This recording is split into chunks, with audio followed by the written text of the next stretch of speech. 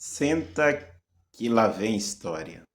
Quem criou essa ideia de que o ser humano é dividido em corpo, alma e espírito foi Platão, mas na Bíblia não é assim. Paulo tem outras passagens também que ele fala dessa comparação do corpo, ele fala assim que nós devemos cuidar do nosso corpo, e uma coisa curiosa, quando você vai em Tessalonicenses, Paulo fala o seguinte: mantendo íntegros a nossa parte espiritual, a nossa parte mental e a nossa parte física. E a palavra íntegros, que está ali no grego, significa unificados sem divisão alguma. Quem criou essa ideia de que o ser humano é dividido em corpo, alma e espírito foi Platão, mas na Bíblia não é assim. Na Bíblia é uma coisa só. Bom, apesar de muito sábio, esse nobre pastor, ele está extremamente equivocado. Eu sei que ele pensa dessa forma não por causa da sua leitura da Bíblia, mas porque ele acredita que os escritos da Ellen G. White basicamente é como se fosse inerrantes, porque quando eles vão batizar-se ou eles vão ser batizados, eles precisam declarar que acreditam no espírito de profecia da L.G. White,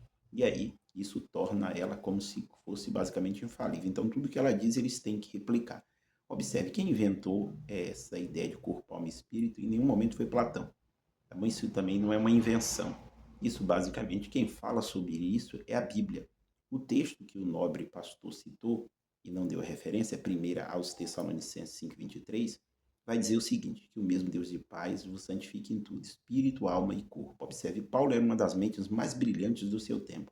E Paulo não seria ignorante ao ponto de citar três palavras para falar da mesma coisa.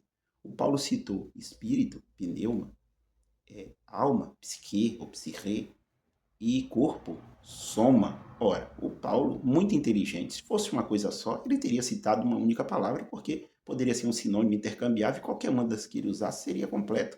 Mas não, ele usou três palavras distintas justamente para mostrar como esse homem é formado. E quando o pastor diz que íntegro ali unido, sem divisão, isso não é verdade. A palavra grega usada ali tem uma ideia de perfeito em todas as suas partes, em nenhuma parte deficiente ou enfermo. Essa é a tradução, basicamente, do termo grego ali. Nós podemos observar outras passagens bíblicas que apontam de fato que o ser humano tem espírito, alma e corpo. O ser humano, basicamente, tem espírito, alma e corpo. Nós olhamos Hebreus 4:12, quando o autor aos Hebreus vai dizer o seguinte: é, porque a palavra de Deus é viva e eficaz, ela é mais cortante do que qualquer espada de dois gumes e penetra ao ponto de dividir alma do espírito. Ora, qual que é a necessidade de dividir uma coisa que é a mesma coisa? Não tem lógica, tá? E aí o texto continua dizendo, né? Dividir também juntas e medulas, e aí é apta para discernir as intenções basicamente do coração. Então observe, é desnecessário como é que a palavra é apta para dividir uma coisa que é a mesma coisa.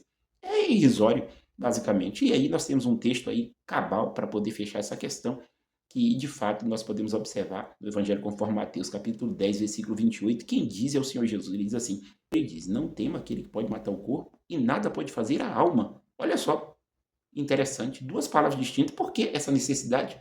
Olha, não tema quem pode matar somente o corpo e não pode fazer nada com a alma. Olha só, então se é a mesma coisa, por que Jesus fazia essa diferença? Aí ele diz: temei antes aquele que pode tanto lançar no inferno alma e corpo, ou seja, psique e soma. Ora, Jesus não é ignorante, não era ignorante ao ponto de usar duas coisas e fazer um contraste desse. Aí é assim, é brincar com a palavra de Deus, basicamente. Tá bom? Mas biblicamente falando, o ser humano tem espírito, alma e corpo. Isso é o que diz as Escrituras. Tá bom? Deus abençoe a todos e fiquem todos na paz do Senhor Jesus.